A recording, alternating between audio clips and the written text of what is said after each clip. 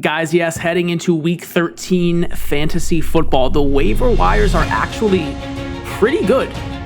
This time of the season, you get a lot of veterans who are banged up, maybe taking off some extra time. You have rookies breaking out down the stretch, all that type of good stuff.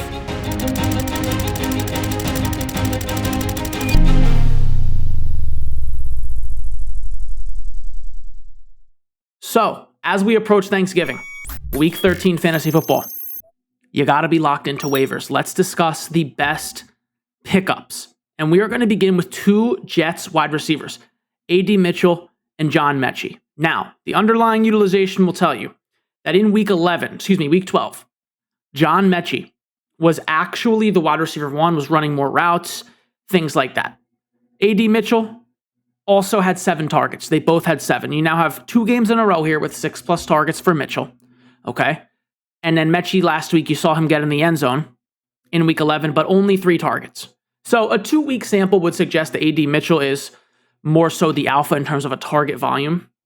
Okay. But in week 12, we did see Metchie play a little bit more snaps, run a little bit more routes, right? So it just depends how you slice it. What I'll tell you is that I think both should be rostered. We'll look at the schedule rest of season. Okay. Pittsburgh has the best schedule for wide receivers. So, your DK Metcalf, we'll talk about him in a little bit. I know he's a bit injured, okay? Calvin Austin, guys like that. But then you have a bunch of 4-star schedules, and the Jets are right in there. Looking at their schedule, you have Atlanta, easy. Miami, easy. Jacksonville, easy. Saints, easy. And to be honest, the Pats in week 17, I'm not super sold on that defense. I really am not. All right? So I understand that Garrett Wilson's going to come back in 2 games, whatever it is. Maybe he does, maybe he doesn't, right? What if the Jets keep losing? Why would they put Wilson back out there? All right, I understand we have Tyrod Taylor at QB. Whatever, doesn't really matter. 7 targets, that's what matters, especially in PPR leagues. We'll go now to Christian Watson. Now, he's rostered in 52% of leagues. I don't have him in here more so to be like, you must go get Christian Watson. Now, he has a good schedule as well. You'll see right here, kind of comparable to the Jets, according to Fantasy Pros, 4-star schedule, right? Fair enough. The matchups are okay. You got Detroit, that's fine. Chicago, that's fine. Denver, that stinks. Chicago, that's fine. Baltimore, that's good, right? So there's one really bad in there. The rest are good, and honestly, you could probably stream him. But what we're going to see here is Jayden Reed come back, okay? Just looking at the depth chart, we're going to have Jayden Reed come back. He's not even listed on the depth chart. You'll have Dobbs.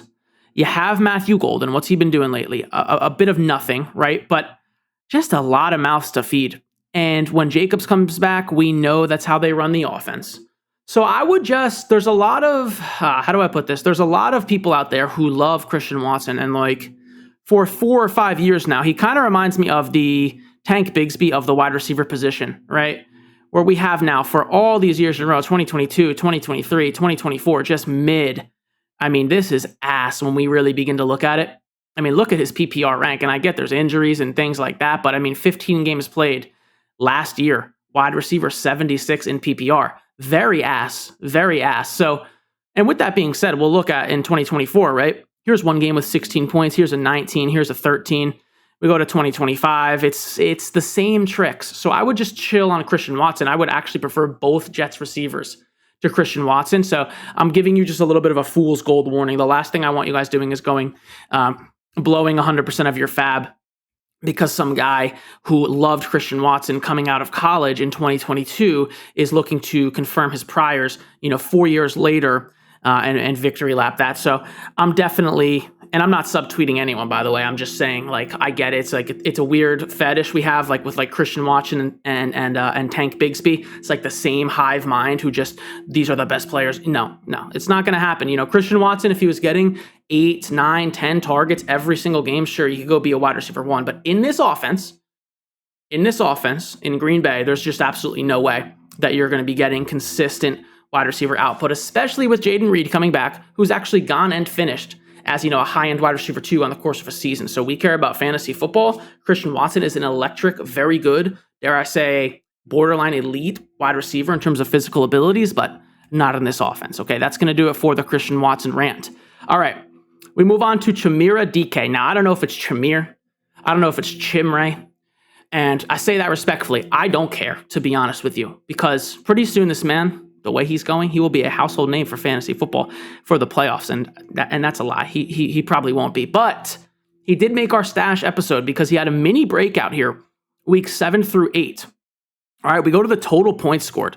Week 7 through 8 this year. All right, and by the way, there's a leaf blower outside my window right now. So if that's what you hear in the background, my apologies. Literally, they waited until I started recording the video, of course. But if we go to week 7 and 8, here he is. Okay, wide receiver 11 overall. Sandwiched right between A.J. Brown, Devontae Adams, right, and CeeDee Lamb, Chris Olave. And I know that's only 2 games. Understand that, right? No big deal. We see the special teams returns. Touchdown in week 9. Touchdown yesterday in week 11. I mean, look at these. He has 4 special team tutties in his last 3 games played. And a receiving touchdown yesterday. He is an electric playmaker. By far, the best wide receiver on the Titans roster. We have been stashing him for a while. 23% rostered. You get Jacksonville next week. Cleveland, San Fran. KC kind of stinks, and then New Orleans. So maybe 1 or 2 matchups in there that I don't love, but with the Titans, they're going to be losing by 30 every game. Seriously. 7 targets yesterday. Elike Yomenor. We talk about it every single episode of this show. Should not be on the NFL field right now. Seriously, he is a wide receiver 5 in real life NFL. Not attractive for fantasy. Then you have Van Jefferson. Calvin Ridley's out for the year. It's Chimere Dike. We're going to go with Chimere right now. So I would be all over him. Especially with the upside of the kick returning. I mean, 4 punt/kick returns in 3 games is out of control. That's a trend. It's out of control. All right. Moving along, we'll stick with the wide receivers. We got a couple more to talk about. Jayden Higgins, he played on Thursday night, and we now have, in 4 of the last 5 games, 7+ targets for Jayden Higgins, which honestly is pretty impressive. If we go to the points scored here, let's just see where he's kind of been racking up, weeks 8 through 12. It's a 5-game sample. And let's just see where he's been scoring. Okay, let's change this to PPR. It's kind of just how my mind works. It helps me track the utilization a bit easier. And let's just see. I genuinely don't know where he is. Let's just control F him. And okay, yeah. So wide receiver 28 over the course of the last month. You have 1 game in there with 1.4 points. So it's like, sure, maybe we call that a bit of an outlier. He's wide receiver 28, whatever. Averaging in that span, 10.7 PPR points. That's absolutely a flex, yet only rostered in 24% of leagues. Going into the matchup versus Indianapolis, you're probably going to have Sauce Gardner on Nico Collins. So if Higgins is truly this wide receiver 2 in Houston, we could see, 7+ targets again. So I'm very much interested in Higgins. And no, I'm not worried about CJ Stroud coming back and being worse than Davis Mills. Maybe that happens, but no, I'm not worried about it. Okay, 2 guys now who are a bit deeper in leagues. We're going to start with Mitch Tinsley, and then I also want to mention Yoshivas. Those 2 guys on the Bengals, right? Both played pretty well yesterday. You saw Tinsley, 6 targets, caught 2 of them, got in the end zone. All right. We look at this rest of season schedule for the Bengals. Hate to say it, but we see T. Higgins, man, he gets injured every year. He's going to miss week 13, most likely at Baltimore. Burrow's coming back. I mean, at Baltimore, that game we could have 80 points in that game. I want pieces and pieces and pieces of that game. So if Higgins is out, Tinsley, Yoshivas, these guys are low-key flexes against Baltimore, who gets crushed in their secondary. I think Hamilton left with an injury yesterday. All right. 4-star schedule for the Bengals. I mentioned that. You get Baltimore, Buffalo, which I don't love Buffalo. That's actually a tough matchup for receivers. Easy on the ground. But then Baltimore again, Miami, Arizona. So a lot to like. Top 5 schedule. I think Tinsley, if Higgins misses, you can throw him out there. I think Yoshivas, you can throw him out there. Both of those guys. And finally, guys, our last receiver of the day is going to be Pat Bryant. And there was a mini breakout that occurred here in week 11. 6 targets, caught 5 of them, 82 yards. We're seeing Cortland Sutton kind of regress in this offense. Sean Payton has a wild ego. He literally has been quoted as saying Pat Bryant is the next Michael Thomas. Drafted him as such, drafted him really high. Seems to be playing pretty well. Seems like a pretty good player. So I would be interested in Pat Bryant. You get Washington, Las Vegas, 2 excellent matchups. You get Green Bay, not so great, but then Jacksonville, easy, right? And then KC, who he just scored 13 fantasy points on. All right, moving into the running backs, and boys, we did it. I mean, don't get me wrong, I'm not celebrating an injury, okay, but it was kind of obvious when you have Alvin Kamara out of the bye, right? Still nursing an ankle injury, okay? And I think it's a knee that got him, right? In week 12, but 30-year-old Alvin Kamara, okay? On a 2-win team, 3-win team, whatever they are, still hurt after the bye. Yeah, we need to be stashing the backup running back. And lo and behold, in week 12, Alvin Kamara left the game. He has a sprained knee. The Twitter doctors are saying, shout out my boy Morse, okay? As always, he's great. Saying he's missing 1 to 2 weeks minimum. Now, if they keep losing games, is Alvin Kamara going to rush back for the game against the Carolina Panthers at home? I don't know. Probably not. Probably not. Now, the thing with Devin Neal, right, is that typically if this was a good offense, right, this type of workload, he might be an RB1. But no, he's going to be an RB2, in my opinion. We have been stashing him for literally months. Go watch the videos, right?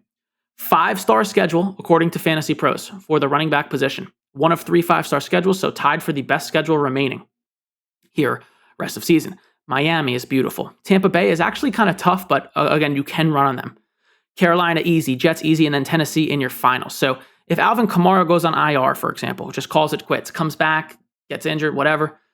Yeah, Devin Neal at 10% rostered is the number 1 addition this week. Number 1. It honestly should not even be close. He is a RB2 instantly. At Miami, he's going to see 15 opportunities. He's an RB2. 7 targets yesterday, right? I'm interested to see the snap share when Kamara went down. I personally did not see another running back on the field. Now, they did a lot of throwing. They were throwing a ton yesterday. You had some Taysom Hill, and you're going to have some Taysom Hill inside the 10, inside the 5-yard line, right? But if you're getting 7 targets, 8 targets, 15 opportunities in these matchups, you're going to be an RB2. Dare I say top 16, top 15. So Devin Neal is the number 1 addition. I believe, once we get the Kamara news, I think it's going to be 2 games. I would guess 2 games, knowing nothing about injuries or being a doctor at all, okay? But I would guess 2 games. You have Miami, Tampa Bay. They're going to be probably losing those games, okay? Devin Neal should play like 70+% of snaps, RB2. It's low-key a fab dump, so we're all over Neal. Now, we saw Quinshon Judkins leave the game. Speaking of excellent schedules rest of season, top 6 among running backs are the Browns. Dylan Sampson yesterday caught a receiving touchdown. He's just very good in the receiving game. Anytime he gets chances, right? Let's just say 40% of snaps. That was in week 1, 8 targets when Judkins was out. Week 8, I also believe Judkins left the game, I think. Yeah, with the shoulder injury, 6 targets.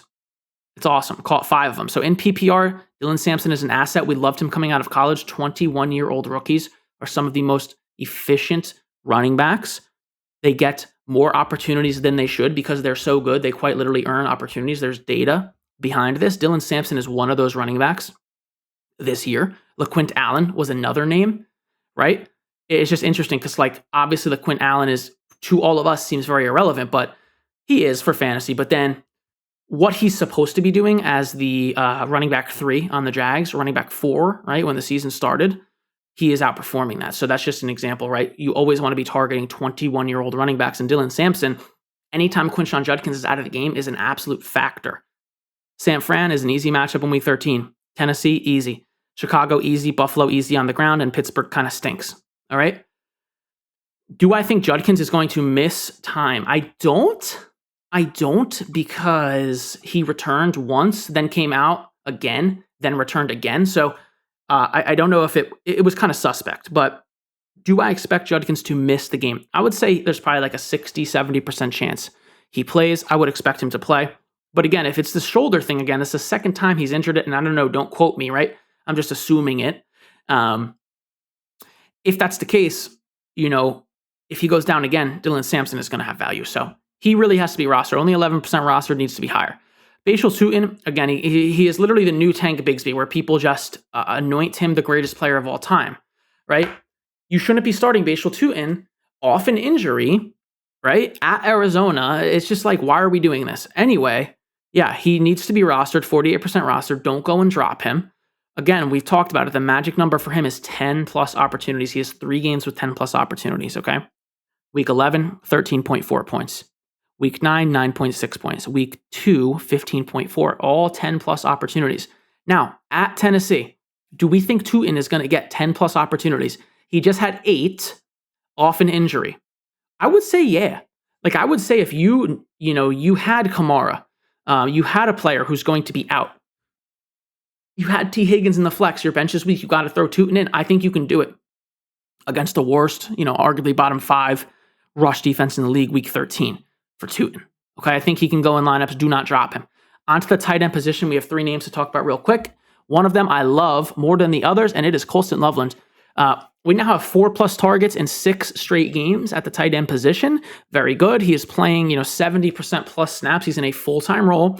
They line him up like a slot wide receiver, like a big slot wide receiver. He routes up defensive backs, and you cannot guard him after he proceeds to dominate these players. We saw it on the the touchdown yesterday. 4 catches on these 5 targets, got in the end zone, 14.9 points. And, you look at these last 5 games, 6.8 points against Baltimore kind of stinks, right? But only caught 3 of 5 targets. Then you got a 30-pointer. You got a 10-pointer, a 7. Last week, not that great, maybe a little bit less than what we're looking for. And then yesterday, 15. So 3 of the last 4 games are pretty happy with at the tight end position. And I'm actually interested to see, since week 9, where he's ranking among among tight ends. Let's take a look according to Fantasy Pros. And he's right there at tight end 3. I mean, that's insane. Total points, tight end 3, Colston Loveland, available in almost half of leagues. So he absolutely must be rostered. We have Brenton Strange coming back from injury, caught all 5 targets, 14.3 points. In PPR, you want this guy. Brian Thomas Jr. remains banged up even when he comes back. I don't really care. Travis Hunter out for the year. Jacoby Myers is looking better yesterday, but there are passes to be caught in Jacksonville. So Brenton Strange must be rostered. Honestly, he's a weekly start. Then we have Gunnar Helm on the Tennessee Titans, a rookie. Just always keep your eye on these rookies. They love this guy. Out of the bye, he played a season-high 64% of snaps. He had 66 in week 5, right? But out of the bye, a clear emphasis to get him involved with 5 targets. Then they followed it up yesterday in week 12, 7 targets. So he's a sneaky ad. You have Jacksonville, Cleveland, San Fran. Like, I'm cool on all those defenses through the air. So he could be a sneaky ad in tight end premium leagues. I know some of you guys love like these deeper tight ends, especially the rookies. I mean, coming out of Texas, I don't know anything about the guy, but I see the utilization and seems to be a good target for Cam Ward, who, he has like one weapon maybe in Chimere Dike, who we just talked about, and we love him. So good luck, guys. In week 13, Thanksgiving this is a big moment for us. 6-6 teams, it's our time. All right, good luck. Peace.